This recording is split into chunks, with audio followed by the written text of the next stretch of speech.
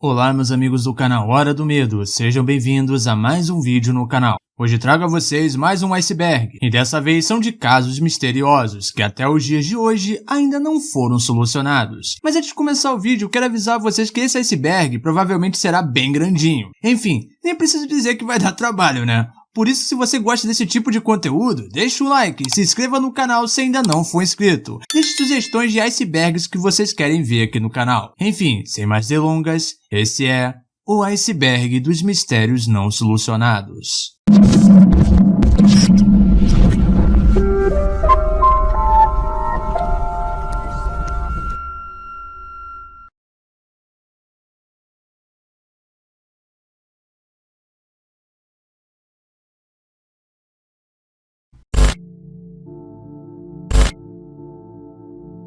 Esse trata-se de um vídeo viral que rodeou o mundo em 2015. Sério, eu me lembro como se fosse ontem, quando esse vídeo viralizou. Lembro até mesmo que assisti no canal Assombrado na época. E isso me prendeu bastante, pois quem me conhece sabe que eu amo mistérios e tudo mais. E é algo que eu gosto de tentar decifrar. Porém, se você não sabe que vídeo é esse, vamos ao enredo. O vídeo começa com alguém vestido de médico da peste, em um prédio abandonado, com um áudio estranho tocando de fundo. Durante o vídeo, a pessoa segura um dedo e aparece 07-G.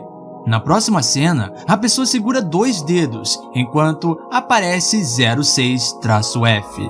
Muitas pessoas tentaram decifrar esse vídeo. Algumas chegaram até mesmo a usar uma técnica chamada espectrograma. Executando o áudio no espectrograma, aparece um texto dizendo: "Você já está morto". O edifício foi descoberto e foi identificado como Zofiłowka Sanatorium, na Polônia. Teve diversas pessoas ao redor do mundo que tentaram decifrar esse vídeo, porém, não se tem uma confirmação concreta até nos dias de hoje, sendo assim, um mistério não resolvido. Em algum lugar do Reddit, temos um subtópico bizarro, conhecido como A858. Esse estranho tópico teve sua postagem inicial feita no ano de 2011. Ele é constituído por postagens escritas pelo mesmo usuário com apenas números e letras, sem nenhuma explicação lógica. Quando um usuário do site mencionou que A858 era o Stonehanger do Reddit, uma imagem codificada do Stonehanger foi postada.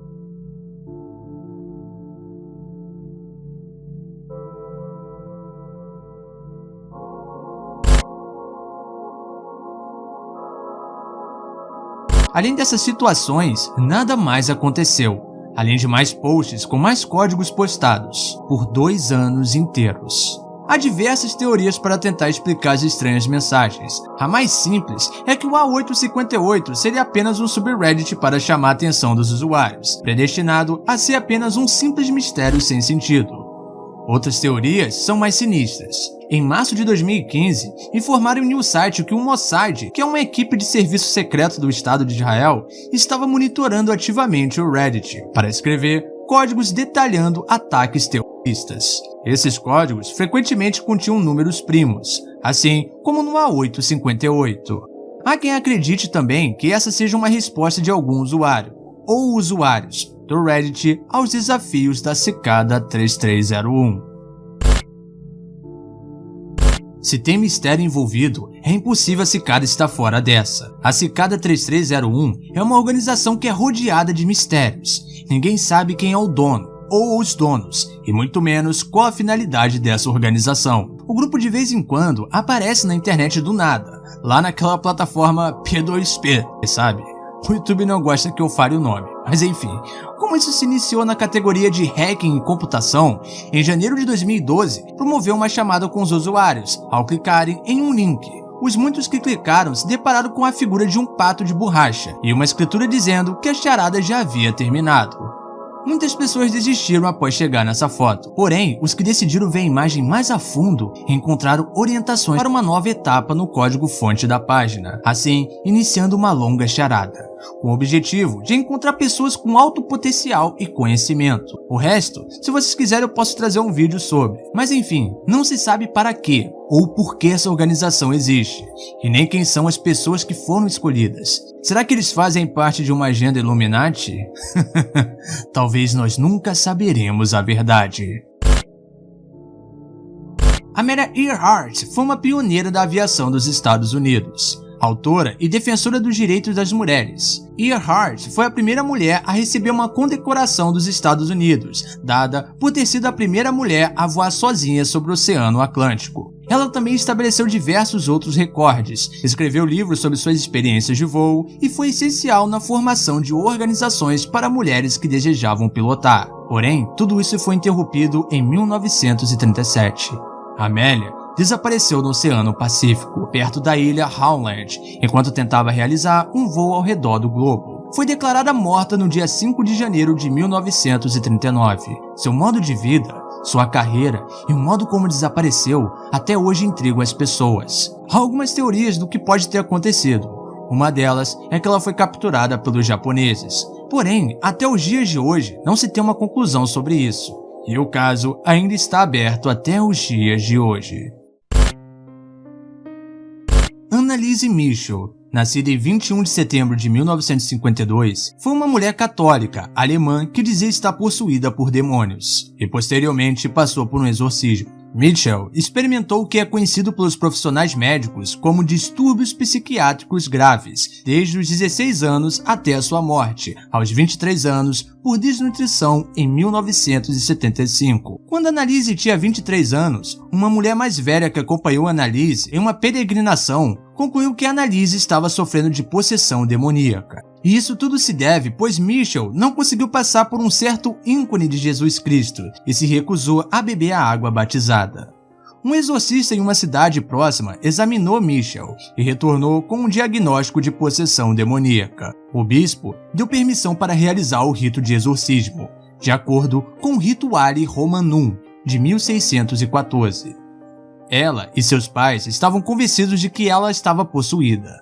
Após anos de tratamentos psiquiátricos mal-sucedidos, eles desistiram do tratamento médico e optaram por confiar apenas nos exorcismos para a cura. Após uma investigação, o promotor estadual sustentou que a morte de Michel poderia ter sido evitada até uma semana antes dela morrer. Ele acusou todos os 4 réus, o pastor Ernst Hart e o padre Arnold Hans, assim como os pais dela, de homicídio culposo, por não chamar um médico para tratar de seu distúrbio alimentar. Esse caso é bem pesado e bem grandinho e envolve uma grande briga entre ciência e religião. Eu não sei o que pensar sobre, afinal, acho que nesse caso, tanto a religião quanto a ciência teriam que andar de mãos dadas. Porém, nós sabemos que isso é muito difícil, e eles terem optado apenas pela religião, ao meu ver, foi um grande erro. Enfim, deixe nos comentários a sua opinião. A floresta Aokigahara, também conhecida como o Mar das Árvores, é uma floresta no flanco noroeste do Monte Fuji, localizada no Japão, que tem mais de 19 km² de lava endurecida. A floresta foi apelidada de Floresta do Suicídio, devido ao número de pessoas que tiraram sua própria vida no local. A floresta tem sido associada à morte e a espíritos malignos, conhecidos como Yurei. Isso tudo se deve por conta de uma antiga lenda do folclore japonês, chamada de Ubasuchi, que consistia em abandono de idosos doentes que eram levados para a floresta e deixados lá para morrer. Seus espíritos enfurecidos assombram a floresta, encorajando pessoas que a adentram, que possuem alguma tendência a tirarem a própria vida, a realizarem tal ato. Os japoneses acreditam que se uma pessoa morre de forma não natural ou violenta, o espírito se transformará em um Yurei e assim assombrará a floresta. Meu amigo Rodrigo do canal Spook Houses já fez uma análise dessa floresta. Se você acredita no mundo espiritual, recomendo que assista. E o mais intrigante é que até os dias de hoje, ninguém sabe o porquê de fato isso acontece. Andrew Gosden, nascido em 10 de julho de 1993, era um garoto que tinha 14 anos na época em que desapareceu. De acordo com seus pais, Andrew era um garoto muito bom em casa e na escola. Porém, ele era muito distraído. Seus professores o caracterizavam como um jovem tímido e quieto, porém muito maduro para sua idade. No dia 14 de setembro de 2007, Andrew deixou sua casa, que ficava localizada em Doncaster, na Inglaterra, e retirou 200 libras de sua conta bancária. Logo após isso, ele comprou uma passagem de trem, que ia para o centro de Londres. Ele foi visto pela última vez em imagens de câmeras de segurança, saindo da estação King Cross, e até hoje não se sabe o que aconteceu com ele. e o caso ainda continua sendo um mistério. A Senhora Babushka é um apelido que foi dado a uma mulher desconhecida presente durante o assassinato do presidente John Kennedy em 1963, que pode ter fotografado eventos que ocorreram naquele dia. Seu apelido surgiu por conta do lenço que ela usava, que era semelhante aos lenços usados por mulheres russas idosas. Daí surgiu o apelido Babushka, que significa literalmente avó ou velha em russo. A Senhora Babushka foi vista segurando uma câmera por testemunhas oculares e também foi vista em relatos de filmes do assassinato. Mesmo que o tiroteio já tenha ocorrido e a maioria de suas testemunhas ao redor tenham se escondido, ela pode ser vista ainda de pé com a câmera em seu rosto. Após o tiroteio, ela atravessou a Elm Street e se juntou à multidão, que subia a colina gramada em busca de um atirador. Ela é vista pela última vez em fotografias andando para o leste na Elm Street. Nem ela, nem o filme que ela pode ter feito ainda foram identificados. Em todas as suas aparições, não é possível enxergar o seu rosto. A identidade da Senhora Babushka ainda permanece um mistério até os dias de hoje. O Triângulo das Bermudas é uma área do Oceano Atlântico que forma uma espécie de triângulo imaginário que fica perto da cidade de San Juan, localizado em Porto Rico, e a cidade de Miami, dos Estados Unidos. Conforme aponta o mapa que vocês estão vendo na tela, a região é muito conhecida pelos mistérios que a envolvem. O mais antigo relato sombrio sobre o Triângulo das Bermudas foi feito por Cristóvão Colombo, que afirmava que sua bússola apresentava um mau funcionamento no local. O caso que fez com que o local ganhasse maior notoriedade foi o acidente ocorrido em 1945, quando 5 aviões americanos misteriosamente sumiram, vitimando dezenas de tripulantes. Em 1951, um avião cargueiro também pertencente aos Estados Unidos desapareceu na região, sem emitir nenhum tipo de sinal. Teoricamente, as condições de voo eram ideais e não houve uma explicação plausível para o sumiço repentino do avião, que levava consigo mais de 50 pessoas. Aqui temos algo que eu acho que todo mundo na face da Terra já ouviu falar: o efeito borboleta, ou teoria do caos. A ideia central da teoria do caos diz que uma pequena mudança no início de qualquer evento pode trazer consequências enormes e absolutamente desconhecidas no futuro. Por isso, tais eventos seriam praticamente imprevisíveis e caóticos. Parece assustador, mas é só dar uma olhada nos fenômenos mais casuais da vida para notar que essa ideia faz sentido. Imagine que, no passado, você tenha perdido o vestibular na faculdade, porque um prego, furou o pneu do ônibus. Desconsolado, você entra em outra universidade. Então, as pessoas com quem você vai conviver serão outras. Seus amigos vão mudar. Os amores serão diferentes. Seus filhos e netos podem ser outros. No final, sua vida se alterou por completo. E tudo isso por causa do tal prego, no início dessa sequência de eventos. Esse tipo de coisa nunca foi segredo, mas a coisa ganhou ares num estudo científico sério que foi feito na década de 1960, quando o meteorologista americano Edward Lorenz descobriu que fenômenos aparentemente simples têm comportamentos tão caóticos quanto a vida. Ele chegou a essa conclusão ao testar um programa de computador que simulava o movimento das massas de ar. Um dia, Lorenz teclou um dos números que alimentava os cálculos da máquina com algumas casas decimais a menos, esperando que o resultado mudasse um pouco, mas a alteração insignificante, equivalente ao prego do nosso exemplo, transformou completamente o padrão das massas de ar. Para Lorenz, era como se fosse o bater das asas de uma borboleta. Agora vocês entenderam de onde vem o nome dessa teoria? Enfim. Com base nessas observações, ele formulou equações que mostravam o tal efeito borboleta. Em 1921, 11 marinheiros embarcaram no Carey A. Deering, em Barbados, para voltar aos Estados Unidos. Mas semanas depois, o navio foi encontrado destruído e sem nenhum resto da tripulação, depois de navegar pelo Triângulo das Bermudas em 1921. E olha o Triângulo das Bermudas aqui de novo. Nada da tripulação foi encontrado. Seus pertences pessoais, equipamentos de navegação e botes salva-vidas, nada disso foi encontrado. Para tornar as coisas ainda mais inquietantes, o navio Carroll não foi o primeiro navio a desaparecer no mesmo local. Durante séculos, as águas traiçoeiras da região foram temidas pelos marinheiros. As costas e o clima imprevisível no cemitério do Atlântico destruíram milhares de navios ao longo dos anos. Mas mesmo sendo um trecho perigoso, alguns naufrágios se destacam devido à sua pura estranheza. O Carroll Deering é um excelente exemplo disso, e até hoje o caso ainda continua um mistério. Esse é um dos casos mais famosos aqui na internet, e mais antigo também. Se você é macaco velho de internet e gosta de vídeos de terror, provavelmente já se deparou com essa foto que vocês estão vendo na tela. Uma família feliz tirando uma foto em sua casa nova. Porém, tem algo nessa foto que não deveria ter. Na lateral da foto tem algo que parece ser um corpo caído. Mas enfim, vamos à história dessa foto. Em meados de 1950, a família Cooper do Texas comprou uma casa antiga e se mudou para ela. Em sua primeira noite lá, o pai da família resolveu tirar uma foto da mãe e da vovó posando com duas crianças na mesa da sala de jantar. Todos estavam felizes e sorrindo. Eles estavam vivendo o sonho americano. Mas quando a foto posteriormente foi revelada, eles viram algo estranho, algo que não era para estar ali. O que parece ser um corpo caído ou pendurado do teto havia se materializado por trás deles. Não estava lá quando o pai tirou a foto.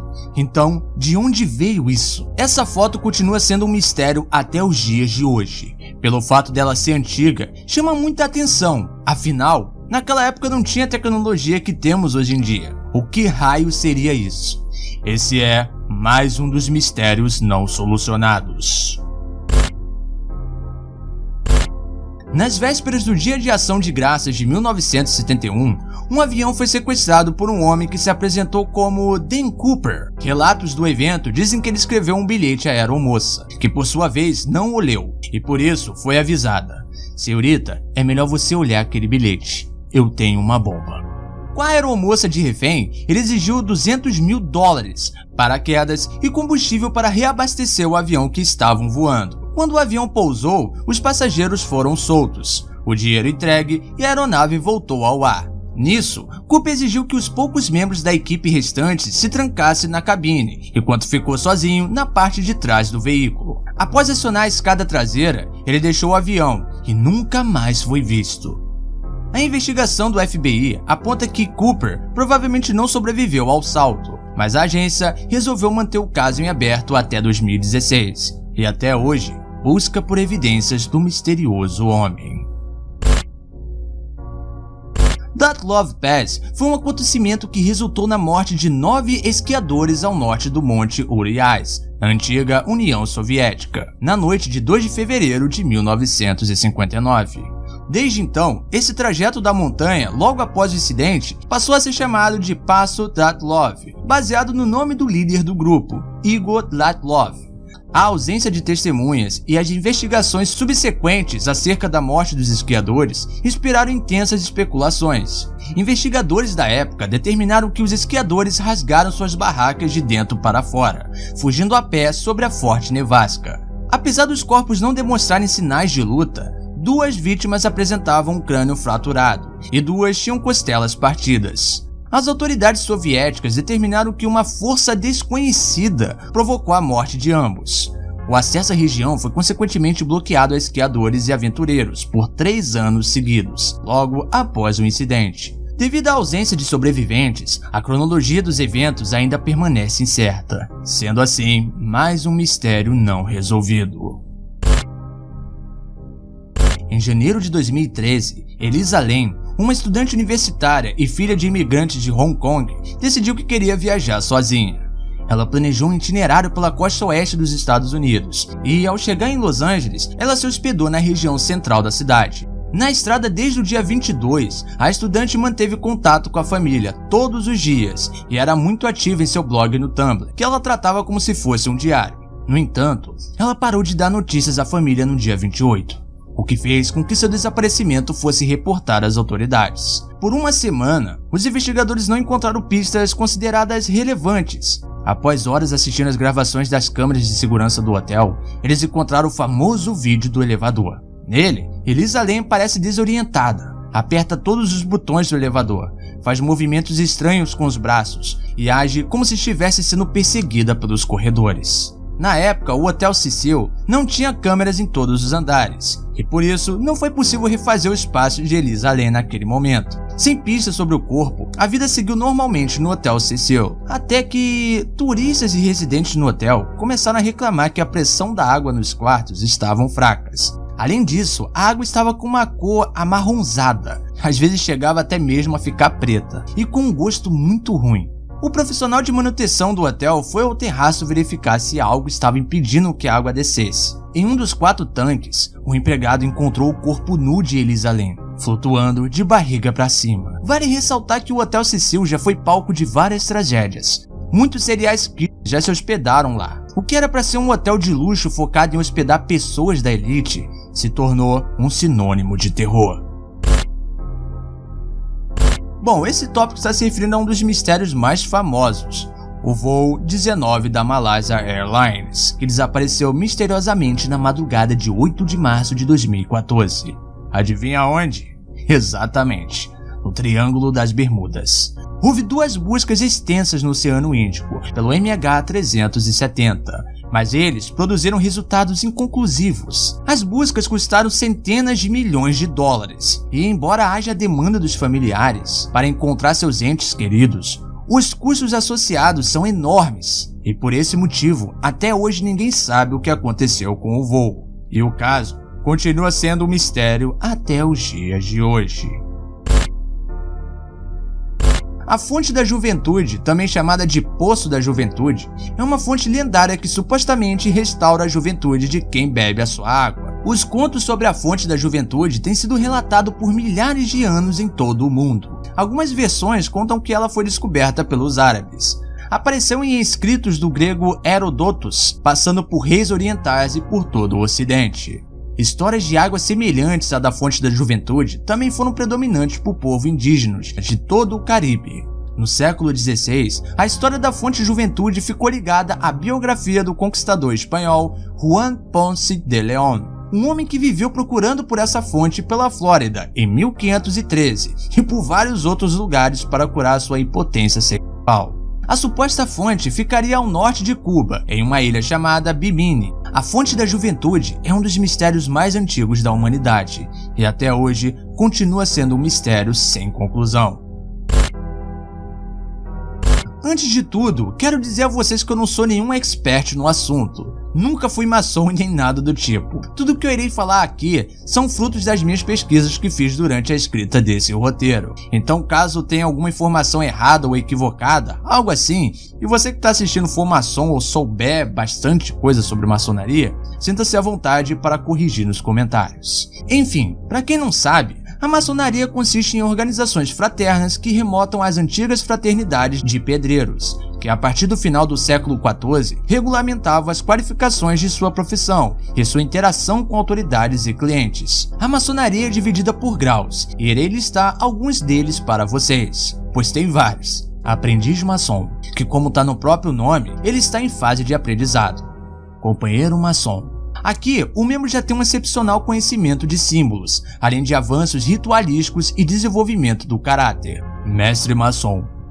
É o chamado grau da plenitude maçônica. É o grau mais elevado, que permite ocupar quaisquer cargos. O mestre possui conhecimentos elevados de história e objetivos maçônicos. A maçonaria é bem mais complexa que isso, e resumi bem para vocês o que é. Porém, as únicas pessoas que sabem o que acontece lá dentro são os seus próprios membros, que são bem leais ao grupo.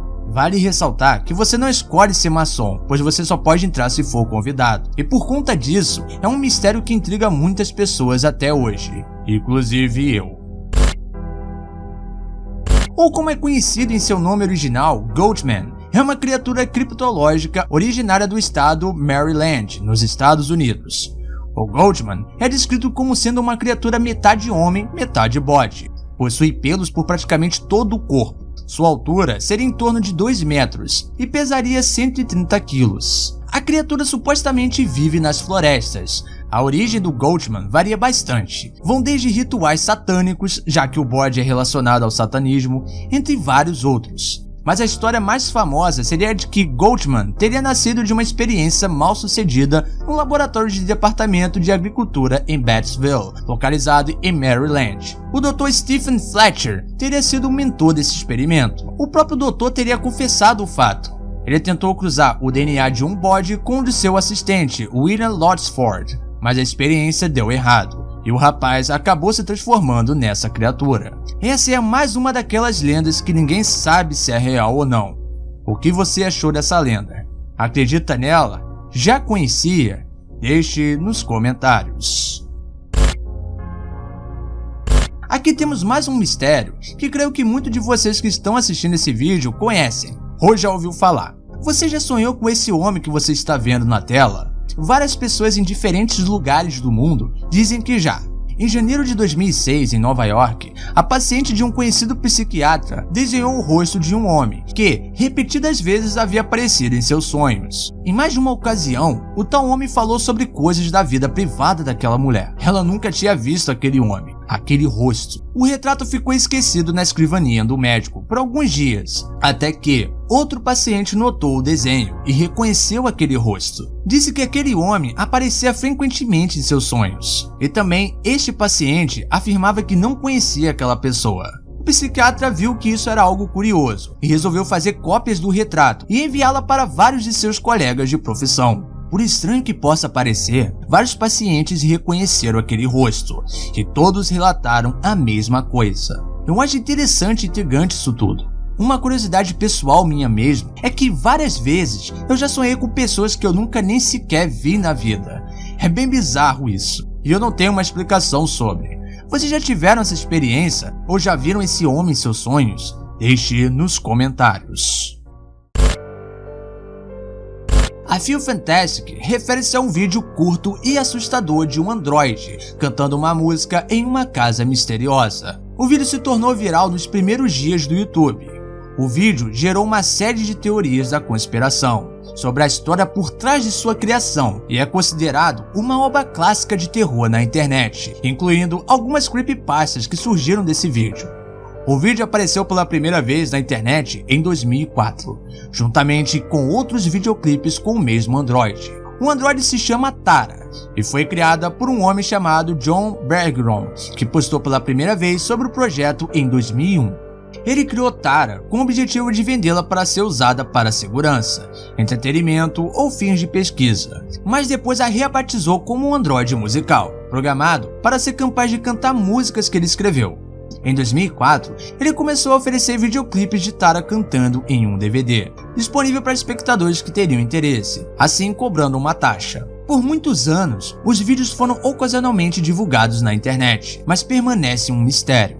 Em 15 de abril de 2009, um usuário chamado CreepyBlog enviou o vídeo mais conhecido, republicando a música Please no YouTube, sob o título I Feel Fantastic.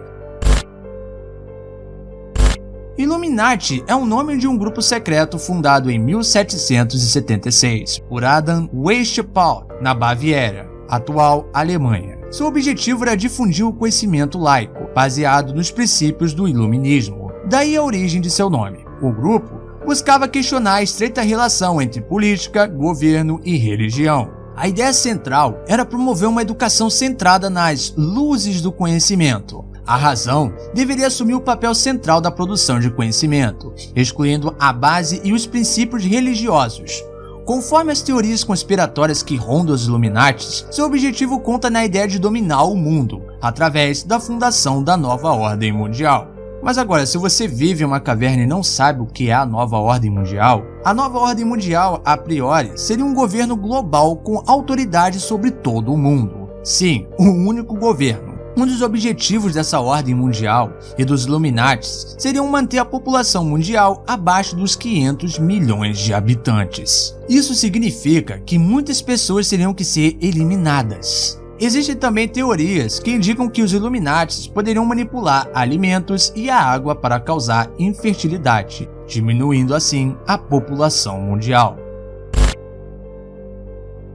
John Kennedy foi o presidente dos Estados Unidos de 1961 a 1963, quando foi assassinado enquanto estava desfilando em seu carro, junto com a sua primeira-dama. O O assassinato de John Kennedy, o 35º presidente dos Estados Unidos, ocorreu em uma sexta-feira, dia 22 de novembro de 1963, em Dallas, no Texas, localizado nos Estados Unidos. Às 12h30, Kennedy foi mortalmente ferido por um disparo enquanto circulava no automóvel presidencial na Praça Dilley. Foi o 4º presidente dos Estados Unidos a ser assassinado e o 8º que morreu exercendo o cargo. 3 investigações oficiais concluíram que Lee Harvey Oswald foi o assassino.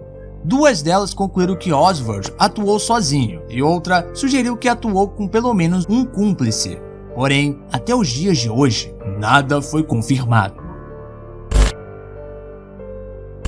O site contém milhares de páginas em seu domínio, de diversos temas, como por exemplo, conspirações governamentais, controle mental como por exemplo o MKUltra e referências ao ocultismo. O site visual sitemapper.com informa que existem 200 páginas dentro desse site, e um usuário do 4chan fez uma pastebin com mais de 230 links, que supostamente são desse site. Não se sabe quem criou ou por que criou esse site. Será que tem alguma intenção macabra por trás disso tudo? Deixe nos comentários a sua opinião. O efeito Mandela é uma teoria que exemplifica a origem e o mecanismo de funcionamento de memórias coletivas falsas. Por exemplo, algumas pessoas se lembram de ter assistido ao filme do Shazam nos anos 90, estrelado pelo comediante norte-americano Sinbad, mas o fato é que esse filme jamais foi gravado. Estes e outros exemplos de memórias coletivas falsas são encontrados em estudo de psicologia, desde os anos de 1950, mas se popularizaram em anos recentes através da internet e ficaram conhecidas como o efeito Mandela. A origem do nome se dá por conta de muitas pessoas acharem que o ex-presidente da África do Sul, Nelson Mandela, teria morrido nos anos 80, dentro da prisão. Mas bom, ele morreu lá, não? Se você sempre achou isso, ou já viu alguém falando isso, sabe que essa pessoa está completamente errada. Mas relaxa, isso é mais normal do que se parece. Nelson se tornou presidente da África do Sul em 1994 e morreu, na verdade, em 2013, aos 95 anos de idade. Agora, o motivo pelo qual nosso cérebro faz isso, até hoje, continua sendo um mistério.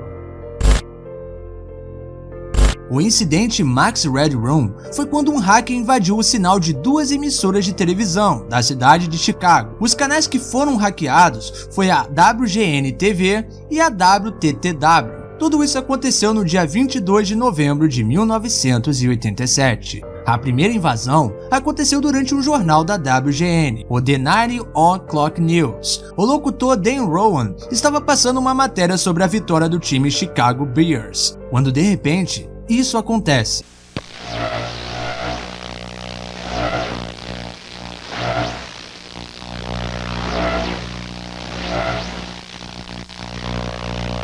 Um cara com uma máscara mega bizarra aparece, rindo loucamente, e ao fundo conseguimos ver algo que se assemelha bastante a algo hipnótico. O sinal era péssimo, e o áudio então nem se fala. Essa primeira invasão ficou ao ar durante 20 segundos, até que os técnicos do canal conseguiram estabelecer o sinal da emissora. Mais tarde, por volta de 11h15 da noite, exatamente 2 horas depois da primeira invasão, o hacker invadiu o sinal da emissora WTTW, que estava passando um episódio do seriado Doctor Who, quando do nada isso acontece. He's a freaking nerd. I think I'm better than Chuck Swirsky. Freaking nerd. Oh, Jesus.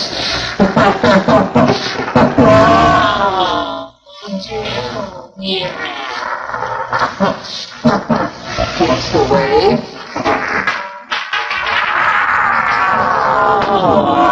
Dessa vez, dava para entender o que ele estava falando, porém ele estava falando coisas sem nexo algum. E em determinado momento, ele faz uma sátira, mostrando uma latinha de Pepsi fazendo uma clara provocação à Coca-Cola. Uma curiosidade é que a fantasia que o hacker estava usando era de um personagem bastante famoso na época, chamado Max Red Room. Daí veio o nome desse incidente, que no caso era uma inteligência artificial, que apresentava diversos programas na época. Vale ressaltar que ele era garoto propaganda da Coca-Cola, daí vemos o porquê da provocação do hacker. Até hoje, não encontraram quem foram os responsáveis pela invasão. E talvez nunca saberemos quem foi o autor disso tudo. O MK-Ultra foi um programa de experiências ilegais em humanos da CIA, idealizado pelo agente Sidney Gottlieb, com o objetivo de controle mental e lavagem cerebral de indivíduos durante a Guerra Fria. O programa secreto começou no início dos anos 50 e continuou até pelo menos o fim dos anos 60. Bom, pelo menos é o que dizem. Muitas pessoas acreditam que esse experimento rola até hoje, ainda mais com famosos. Eu mesmo já trouxe um vídeo aqui no canal onde eu mostro famosos sendo controlados supostamente pelo MK-Ultra. Se você ainda não assistiu, irei deixar o card acima. Isso até mesmo rendeu uma ação judicial contra a CIA. Eles fizeram um acordo, porém, nem todas as vítimas foram ressarcidas. Agora a pergunta que fica é, será que esse experimento ainda é usado nos dias de hoje? O que vocês acham? Deixem nos comentários a sua opinião.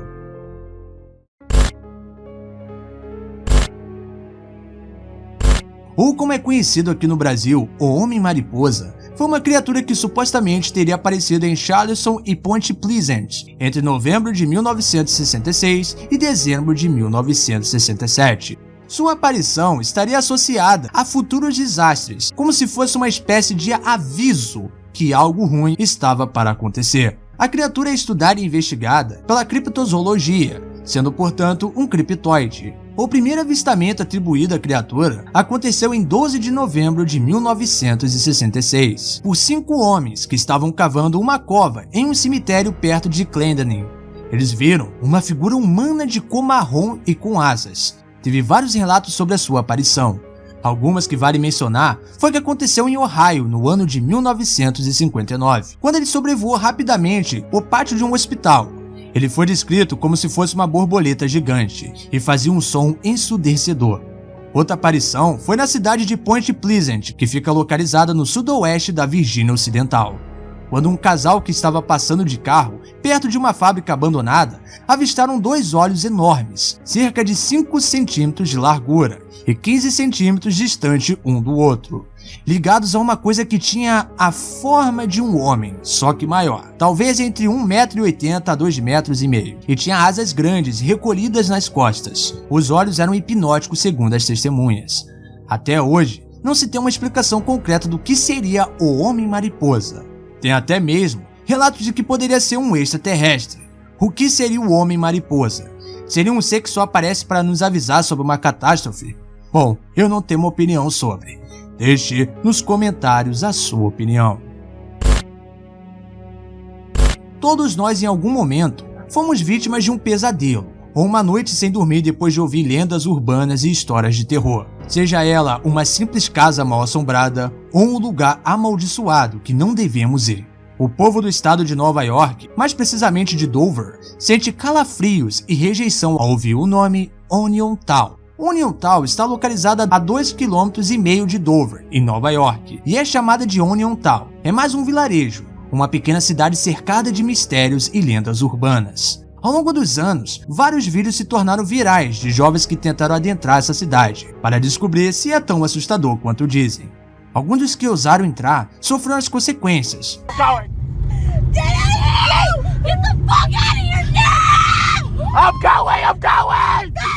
Dizem que seus habitantes são viciados em drogas, cometem incesto e por conta disso os habitantes dessa cidade nascem com problemas mentais ou deformados. Um dos vídeos que podem provar esses rumores é esse feito supostamente em Onion Town, onde mostra um homem mais velho vandalizando agressivamente uma cerca. Todas as pessoas que vão para essa cidade e tentam de alguma forma expor o que acontece lá são hostilizadas, chegando até mesmo a ter relato de pessoas que morreram na cidade por conta disso. O que acontece em Onion Town? Que é bastante estranho, nós não podemos negar. Eu sei que eu não quero me aventurar nessa cidade para descobrir se isso é real ou não. Aqui temos mais um mistério interessante, que inclusive eu já trouxe um vídeo aqui no canal, contando detalhadamente sobre esse mistério. Se quiser assistir depois, irei deixar o card acima, vale muito a pena, mas eu irei dar uma breve resumida. No dia 13 de março de 1997, os céus de Arizona e Nevada, nos Estados Unidos, ficaram infestados de luzes. Mais de 20 mil pessoas testemunharam o fenômeno. Enquanto umas viram uma série de brilhos fixos, outras afirmaram ter visto uma formação triangular na área de Phoenix, capital do Arizona. Mais tarde, Fife Symington, governador do estado na época, chamaria o incidente de objeto de outro mundo. Houveram várias fotos estampadas nos jornais do dia seguinte. O mais bizarro disso tudo é, como eu disse anteriormente, mais de 20 mil pessoas testemunharam o evento. Há diversas teorias sobre o que pode ter sido, porém, nada foi confirmado e o caso continua sendo um mistério. No início de julho de 1947, diversos moradores da região rural de Roswell, cidadezinha localizada no estado do Novo México, nos Estados Unidos, afirmaram ter visto luzes esquisitas sobrevoando seus ranchos. Após uma noite de tempestade, o fazendeiro Mac Brazel encontra destroços de metal próximos às ovelhas em sua propriedade. A Força Aérea é convocada e pouco tempo depois divulgou para a imprensa a queda de um disco voador. Horas depois, a história é outra. São restos de um balão meteorológico, dizem eles. O que torna o incidente em Roswell o mais importante caso da ufologia. Não é o disco voador, e sim o que estava dentro dele. 4 legítimos ETs, cinzas, sem roupas e pequenos, mas com cabeças e olhos enormes. A funerária local recebeu um pedido de 4 pequenos caixões, e um funcionário teve que dar uma explicação sobre como conservar os corpos. Segundo a teoria que ronda esse caso, o governo conduziu a autópsia top secret nos alienígenas e aprendeu, por exemplo, que o sangue deles não é vermelho e que a proporção de seus estômagos em relação aos corpos é diferente do nosso humano. Enfim, não irei me estender muito aqui. Se quiserem, posso trazer um vídeo contando em detalhes esse caso. Vamos para o próximo tópico. Rancho Sherman, mais conhecido como Rancho Skinwalker. Fica localizado no sudeste de Ballard, em Utah, Estados Unidos. Segundo alguns relatos, conta-se que no lugar registra acontecimentos inexplicáveis. E há muito tempo, viu? Desde que os missionários espanhóis circulavam pela região, entre 1934 e 1994. Kenneth e Edith Myers foram proprietários do rancho. A dupla vendeu a propriedade para o casal Terry e Gwen Sherman, que tinha por sonho morar em uma casa de campo. Assim que terminaram a mudança e estabeleceram os primeiros animais, os novos proprietários foram surpreendidos por criaturas que pareciam um lobo, ou coiote, que espreitava o curral. O animal atacou um bezerro e o arrastou. Foi quando Terry atirou nele com uma pistola e depois com um rifle. Porém, adivinha, os tiros não pararam o bicho. Por mais inacreditável que possa parecer, o animal seguiu o seu caminho, sem nem parecer que tinha sido atingido pelo disparo, e se afastou lentamente para a floresta. Muito bem, a partir disso, começaram a acontecer diversos eventos estranhos. Rugidos esquisitos vindo da floresta, luzes pairando e zunindo no céu durante a madrugada, com luzes azuis muito fortes sobrevoando o terreno. Passado um tempo, o casal resolveu vender o rancho, por cerca de $200 mil na época, para o bilionário Robert Bigelow, um homem que tinha uma verdadeira obsessão por tudo o que envolvia paranormalidade e ufologia. O novo proprietário do rancho Skinwalker chegou a escrever o livro, em que cientistas e pesquisadores deram seus depoimentos sobre os acontecimentos. Porém, passado 3 anos, aparentemente frustrado por não conseguir registrar nada significativo, Bigelow resolveu vender o rancho para um proprietário que não quis se identificar. E até hoje, não se tem nenhuma explicação plausível sobre o que aconteceu ou o que acontece nesse rancho. Deixe nos comentários a sua teoria. O Hotel Stanley fica localizado nas Montanhas Rochosas na cidade de Estes Park, no estado de Colorado. E assim, ele não é um hotel qualquer. Foi nas suas dependências que o famoso escritor Stephen King se inspirou para escrever o livro de terror O Iluminado. Stanley Hotel ganhou uma reputação com um cenário de atividades paranormais. Ele já recebeu vários investigadores paranormais e apareceu em programas como Ghost Hunters, que inclusive eu me lembro de ter assistido na época esse episódio. O hotel também oferece visitas guiadas que apresentam e se aproveitam dessa fama para ter um dinheirinho extra. Acho que de todos os lugares assombrados que existem no mundo, essa é a que fica no meu top 3 lugares que ainda quero visitar. Além dos relatos sobrenaturais, o hotel é muito lindo, e o local onde ele fica também. Enfim, quem sabe um dia. Vamos para o próximo tópico.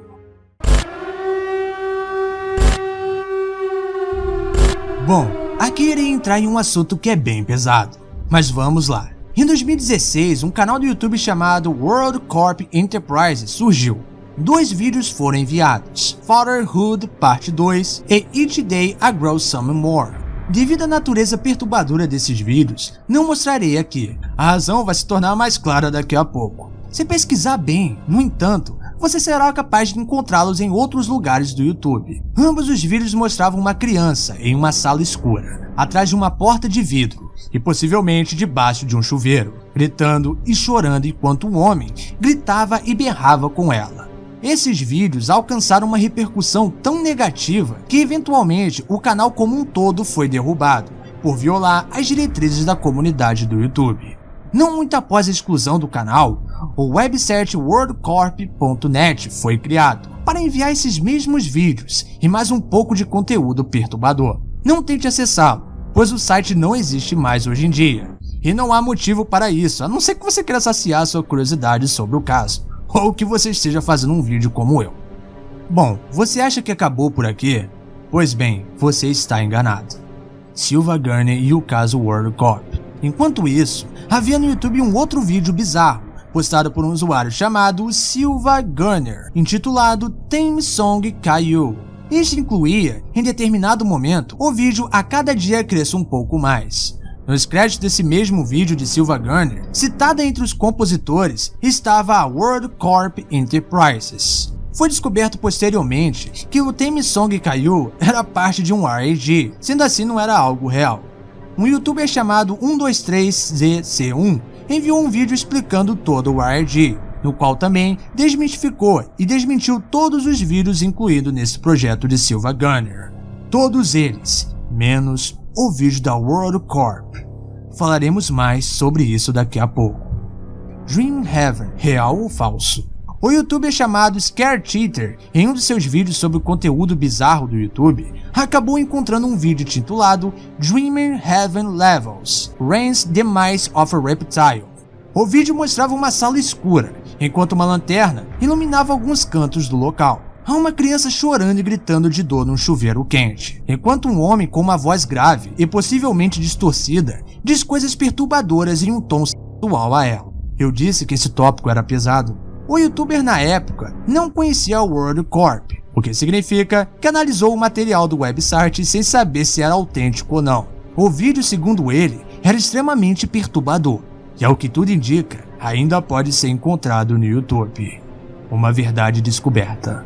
Outro youtuber popular chamado Summer Ordinary Gamers criou um vídeo investigando o caso Dream Heaven, no qual ele revelou uma informação completamente sinistra sobre o vídeo analisado pelo Scare Cheater. Irei traduzir o que ele disse. Este vídeo de 2 minutos e 19 segundos é parte de um vídeo maior, que possui uma relação com exploração infantil, na categoria paranormal do 4chan. Alguém criou um tópico há 2 dias intitulado Dreaming Heaven Levels. Uma pessoa estava evidenciando que o conteúdo se tratava de um arquivo... conteúdo que envolve menor de idade, se é que você me entende, adulterado de um site conhecido na Deep Web. Um pouco após os 3 minutos do vídeo completo, a pessoa mostra o corpo do menino com a câmera. E o resto você já consegue deduzir, não é mesmo? Sim, o vídeo é real. Uma conclusão perturbadora. Agora que sabemos que o vídeo do caso Dream Heaven, uma vez encontrado no site WorldCorp Enterprises, é real, isso significa que pelo menos um dos vídeos do site é autêntico. Isso sugere que é muito possível que alguns outros vídeos dali, ou todos eles, sejam também. Portanto, por mais que não possa mostrar esses vídeos aqui, uma coisa eu garanto: a criança do vídeo estava gritando com um verdadeiro desespero em sua voz. Esse mesmo desespero pode ser notado nas crianças dos demais vídeos. Esses gritos eram reais demais para serem mentira. E bom, aqueles gritos jamais sairão da minha cabeça. O Assassino do Zodíaco é o pseudônimo de um assassino em série que atuou no norte da Califórnia durante 10 meses, desde o final da década de 60. Sua identidade permanece desconhecida.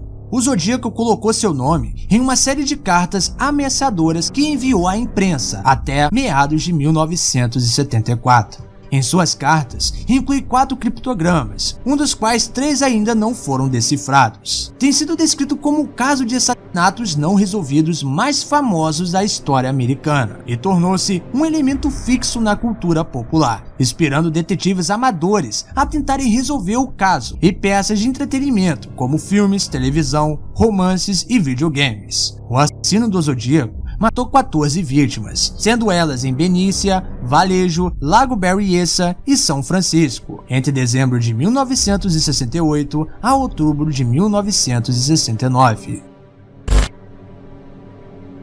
No ano de 2003, um site chamado Isso Aí Que Vocês Estão Vendo na Tela começou a ganhar uma relativa notoriedade na internet. Ele estava repleto de enigmas. Durante os últimos anos, muito se questionou sobre esse site, sua natureza e qual seria seu propósito. Algumas pessoas estipularam que ele foi elaborado por demônios e até por seitas obscuras. Bom, vamos começar falando um pouco sobre a interface do site, para que vocês entendam a estrutura do que exploraremos agora. Ao copiar o link do site e jogarem no seu navegador, você vai dar de cara com essa interface. Ao clicar no A acima do Maze-In, o usuário é então direcionado para essa tela, no qual aparecem 3 itens. Ao clicar em qualquer um dos 3 itens, você é direcionado para uma série de páginas desse mesmo site. Peculiar esse visual, certo? Muitas pessoas questionaram a sanidade do autor desses enigmas. Isso além de mencionar que outras pessoas começaram a acreditar que ele possuía, relação com algum tipo de seita. É tudo bastante complexo, e até hoje ninguém sabe o porquê esse site foi criado, ou qual o seu propósito. Sendo assim, mais um mistério não resolvido. Esse caso aqui é meio intrigante, e eu nunca ouvi falar na minha vida. Mas vamos lá.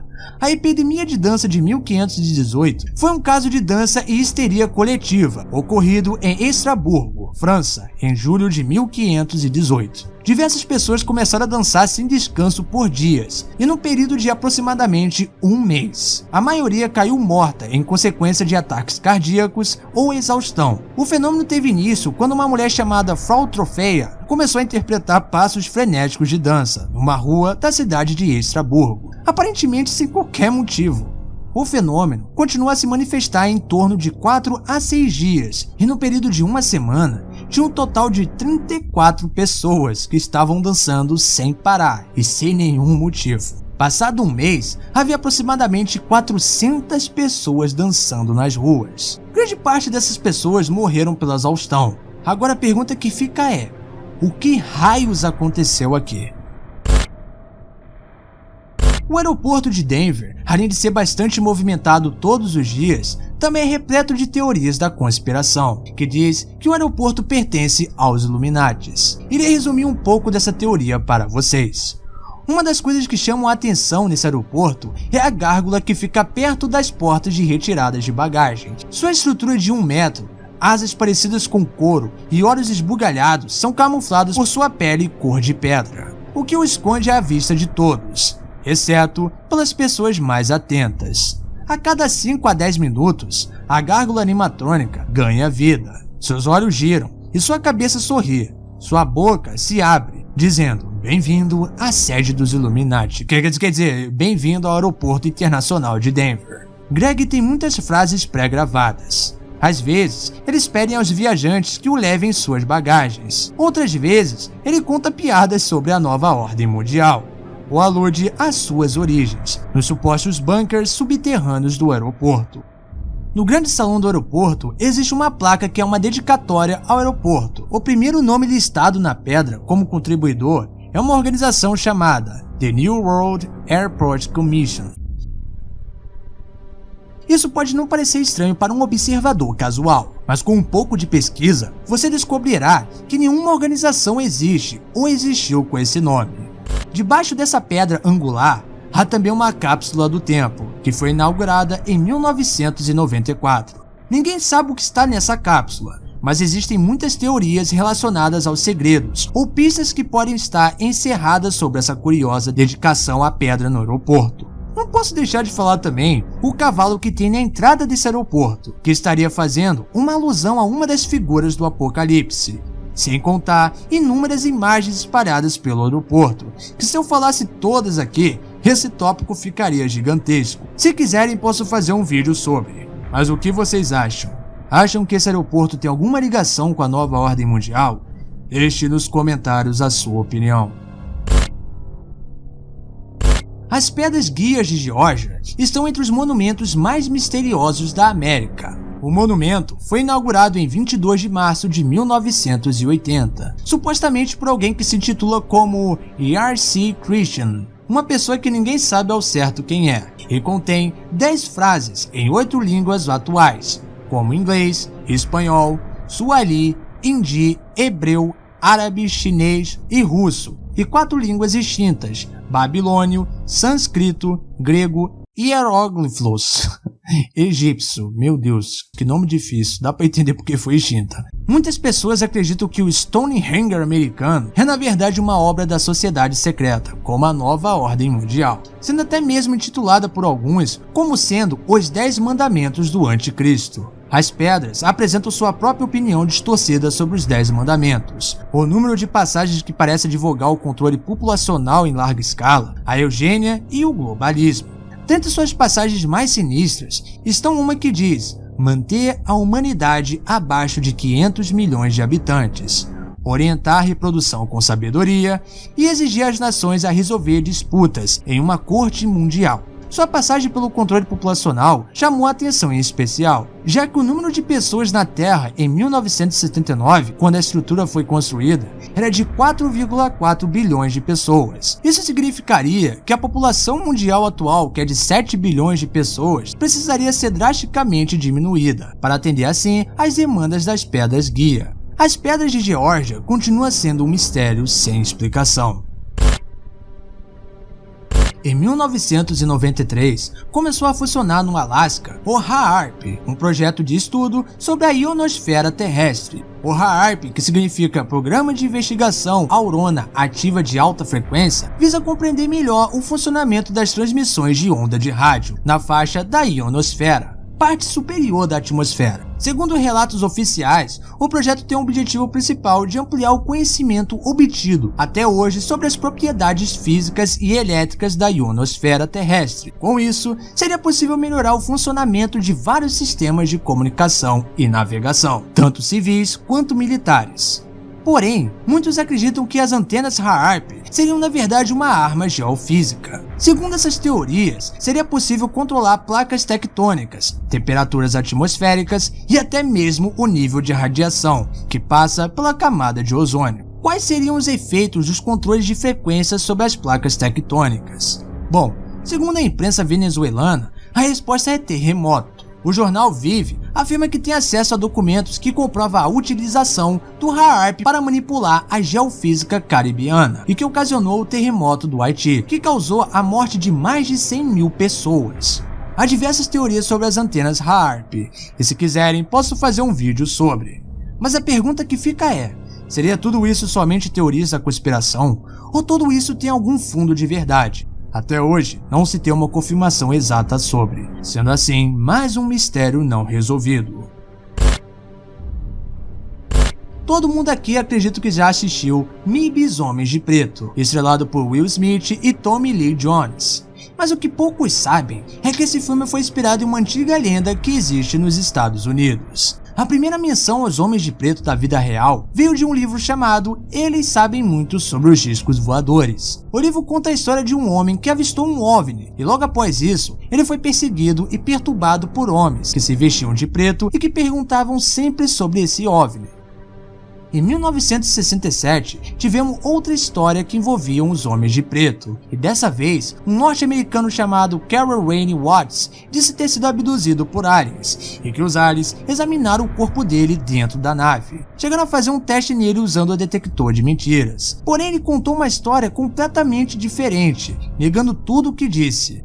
As autoridades não entenderam nada, pois dias antes ele disse que havia sido abduzido. E no dia que rolou o teste para ver se realmente ele estava dizendo a verdade, ele acaba negando tudo. Estranho isso, não? Mais tarde, Wayne disse que negou tudo, pois quando ele estava indo a caminho do teste para falar a verdade, um homem vestido de preto parou na sua frente e o ameaçou com um rifle, dizendo para ele não contar nada. Porém, mesmo ele negando tudo, no mesmo dia, misteriosamente, a sua casa foi metralhada, como se fosse um aviso, sabe? Temos também uma suposta foto desses homens de preto. A foto foi tirada em 1968, em Nova Jersey. Jack Robinson e sua esposa Mary eram dois pesquisadores de OVNIs. Em um dia normal, eles voltaram para o seu apartamento e encontraram tudo revirado.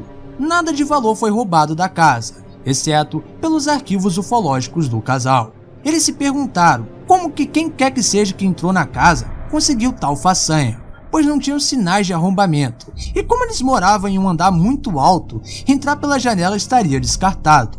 Foi quando Mary olhou pela janela e viu um homem todo de preto parado, olhando para a janela do apartamento. Esse homem de preto fez isso durante vários dias antes de supostamente entrar em seu apartamento. O casal contou isso a um amigo, que logo resolveu pegar uma câmera fotográfica e deu uma volta pelo quarteirão, para ver se assim ele encontrava o tal homem. E bom, adivinha, ele encontrou esse homem misterioso. Foi quando ele tirou essa foto que vocês estão vendo na tela. Há diversas histórias envolvendo os homens de preto, e se quiserem, eu posso fazer um vídeo sobre. Deixe nos comentários se vocês querem um vídeo assim. Esse trata-se de um caso muito intrigante. No dia 23 de maio de 1964, na região de Surrey, que fica localizada na fronteira da Inglaterra com a Escócia, o bombeiro Jim Templeton resolve tirar a foto de sua filha Elizabeth, que estava em um parque. O local estava vazio. Até aí tudo normal. Porém, ao revelar a foto, ele notou algo atrás de sua filha. Algo que parecia bastante com uma astronauta. Todo mundo se assustou quando viu essa foto. Afinal, o que raios uma astronauta estaria fazendo em um parque? E detalhe, ninguém viu essa astronauta no parque na hora de tirar a foto. Jim chegou até mesmo a levar a foto para a Kodak, que analisou a foto e viu que não tinha nada de anormal nela, chegando até mesmo a oferecer uma recompensa para quem conseguisse provar que a foto era falsa. Só que adivinha, ninguém até hoje conseguiu provar isso. Sendo assim, mais um mistério não resolvido. Em 8 de setembro de 2010, um tópico do Reddit postado por I Wish Was a Meme pediu aos usuários que listassem algum de seus mods favoritos do jogo Oblivion. Um usuário chamado Yay Videogames postou isso que vocês estão vendo na tela. Outro usuário respondeu, dizendo que sua declaração não fazia o menor sentido. Ele então começou a mandar diversos spams no tópico, e no total foram mais de 4.000 comentários, e em outro que eu acho que ele mesmo criou, todos eles sendo apenas variações de seu comentário anterior. E não para por aí. O usuário começou a vincular várias fotos. Se tiradas de contexto, muitas parecem bastante comuns, no máximo um pouco assustadoras, e algumas até engraçadinhas. Porém, no entanto, grande parte dessas fotos era da categoria NSFW, que se vocês quiserem saber o que é, pesquisa no Google, eu não posso falar aqui. Combinado com os comentários, a coisa toda parece perturbadora. Vocês estão vendo na tela alguns exemplos não explícitos dessas imagens. De longe, o mais perturbador é uma foto do que ele continuou comentando, escrito completamente fora de ordem, em um pedaço de papel. Isso deu origem a uma teoria de que EA Videogames simplesmente documentou a queda da sua sanidade. Porém, nada disso foi confirmado. E bom galera, provavelmente o vídeo ficou meio grandinho, afinal eu me empolguei um pouco enquanto estava escrevendo o roteiro, pois amo casos assim. Lembrando que se vocês gostaram desse iceberg eu posso trazer mais algumas partes, porque sério, tem muito iceberg assim. Se eu fizesse todos os tópicos que tinham lá, esse vídeo passaria de 2 horas e meia fácil. Enfim, quero saber a sua opinião nos comentários. Se gostou, deixa o like, se inscreva no canal se ainda não for inscrito e me siga nas redes sociais. Estão todas na descrição. Quero avisar vocês que de vez em quando eu tô fazendo live lá na roxinha, então me sigam lá. O link tá na descrição. Quero agradecer também a marca de 9.000 inscritos que o canal bateu. Muito obrigado, galera. Vocês que fazem todo esse trabalho valer a pena. Não esqueçam também de deixar sugestões de iceberg e temas de vídeo que vocês querem ver aqui no canal. Bom, eu sou o Falcon e vejo vocês no próximo vídeo. Bons pesadelos a todos.